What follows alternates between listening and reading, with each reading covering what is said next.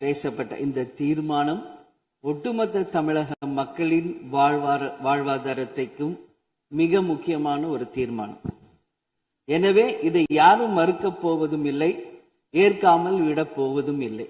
தமிழ்நாட்டிற்காகவும் தமிழக மக்களின் அத்தனை உரிமைக்காகவும் ஒட்டுமொத்த தமிழகமும் ஒன்றாக தான் இருக்க போகிறோம், அதற்காக போராட போகிறோம். ஆனால் நாம் சற்று இதை பற்றி யோசித்தால், சுதந்திரம் வாங்கின காலத்திலிருந்து இன்றைக்கு வரைக்கும் காவேரி பிரச்சனையும் முல்லை பெரியாறு பிரச்சனையும் தமிழக மீனவர்கள் பிரச்சனையும் தொடர்ந்து பேசிக்கொண்டுதான் இருக்கிறோமே ஒழிய எதற்கும் இதுவரைக்கும் நிரந்தரமாக தீர்வு ஏற்பட்டதாக ஒரு வரலாறு இல்லை என்பதை நிச்சயமாக இந்த நேரத்தில் நான் பதிய வைக்க விரும்புகிறேன். இதற்கு எந்த குறிப்புகளோ படிக்க வேண்டிய அவசியம் இல்லை. இது உணர்வு, நம் மனதிலே ஆழமாக இருக்கும் நம் உணர்வை பதிய வைக்க வேண்டிய இடம் இந்த சட்டமன்றம். இந்த சட்டமன்றமே தமிழக மக்களுக்கானது. தமிழக மக்களின் வரிப்பணத்தில் நடத்தப்படுவதுதான் இந்த சட்டமன்ற இந்த கூட்டங்கள் எல்லாம்.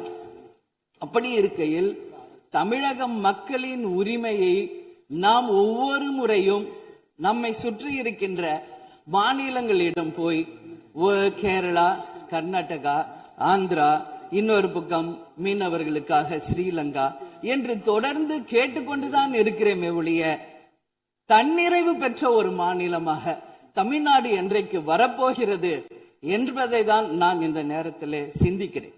ஏன்னா நம்மை சுற்றி இருக்கின்ற நமது தலைவர்கள் எல்லாருமே இந்த பிரச்சனைக்காக, அம்மையார் புரட்சி தலைவி ஜெயலலிதா அவர்கள் காவேரிக்காக உண்ணாவிரதம் இருந்தாங்க, முதலமைச்சராக இருந்தது. கலைஞர் அவர்கள் இதற்காக பல போராட்டங்கள் நடத்தினார். அண்ணன் ஸ்டாலின் அவர்கள் பல தீர்மானங்களை நிறைவேற்றி இருக்கிறார்கள்.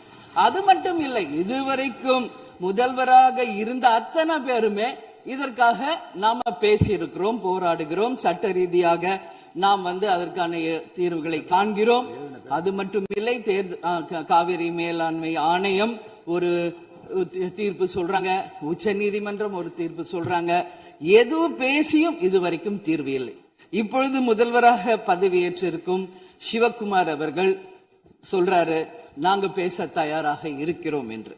நமது முதல்வரும் சிவகுமார் அவர்களும், நான் என்ன சொல்றேன், இது எல்லாரும் மக்களுடைய, இப்போ இந்த அவை இது முக்கியமான சட்டமன்றம். இங்க வந்தவொன்னு எல்லாருக்கும் என்ன கொடுக்கறாங்க? தண்ணி தான் கொடுக்கறாங்க. அப்போ ஒவ்வொரு மனிதருக்கும் தண்ணி தான் முக்கியம். இன்னைக்கு காவேரி தாயின்னு தான் நம்ம சொல்றோம். ஒரு தாயின் ஒரு குழந்தைக்கும் எப்படி தாய்ப்பால் இன்றியமையாதோ அது பாருங்க, அத்தனை பேரும், அது விவசாயிகளாக இருக்கட்டும், குடிமக்களாக இருக்கட்டும், இங்கு மிக முக்கியமானது குடிதண்ணீர். நீரின்றி அமையாது இவ்வுலகு. அதனால முதல்வர் அவர்களே, உங்களை நான் கேட்டுக்கிறது, எப்படி மின்மிகை மாநிலமாக தமிழகத்தை உருவாக்கணுமோ அது மாதிரி மின்மிகை நீர் மேலாண்மையை நாம் நிச்சயம் உருவாக்க வேண்டும் என்று கேட்டுக்கொள்கிறேன். மழை நமக்கு ஒரு கொடை, கடவுள் கொடுத்தது. அதற்கு இனி வர இருக்கும் மழை காலத்திற்கு முன் அதற்கான தீர்வுகளை நாம் ஏற்படுத்தி எங்கெல்லாம் தமிழ்நாட்டின் நதிகளை இணைக்க வேண்டும். சும்மா நம்ம போய் பக்கத்து ஸ்டேட்டுக்கிட்டே தண்ணி கொடுங்க, டேம் கட்டாதீங்க கேட்டுக்கிட்டே தான் இருக்கோம், எதுவுமே நடக்கல. அதனால சொல்றேன், தன்னிறைவு மிக்க மாநிலமாக நம் தமிழ்நாடு உருவாக வேண்டும் என்று மாண்புமிகு முதல்வர் அவர்களை நான் கேட்டுக்கிறேன். தமிழ்நாட்டில் இருக்கிற நதிகளை நாம் இணைப்போம், எல்லா இடத்துலையும் தூர்வாருவோம். வரப்போகும் மழைக்காலத்திற்குள்ள அந்த நீரை எப்படி சேமிக்க வேண்டும் என்பதை நாம முடிவு செய்யணும். வீணாக கடல்ல போய் நீர் கலக்கிறத தடுத்தாலே தமிழ்நாடு மின்மிகை நீர் மேலாண்மை நிச்சயம் வரும் என்பதை தெரிவிச்சுக்கிறேன். இதுல யாருக்கும் எந்த மாற்று கருத்தும் இருக்காது. தமிழ்நாடின் உரிமை என்றைக்கும் நாம் விட்டுத்தர முடியாது.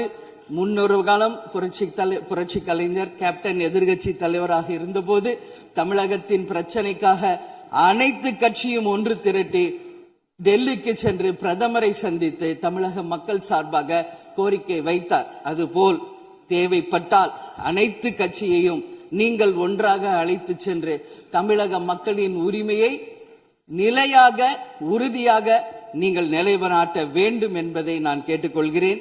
எனவே தேசிய முற்போக்கு திராவிட கழகம் என்றைக்கும் தமிழ்நாட்டின் உரிமைக்காகவும் தமிழக மக்களின் உரிமைக்காகவும் உறுதியாக மேகதாதுவில் அணை கட்டக்கூடாது என்பதிலும் எந்த மாற்று கருத்தும் இல்லை. தீர்மானத்தை வரவேற்கிறேன் என்று கூறி அமர்கிறேன்.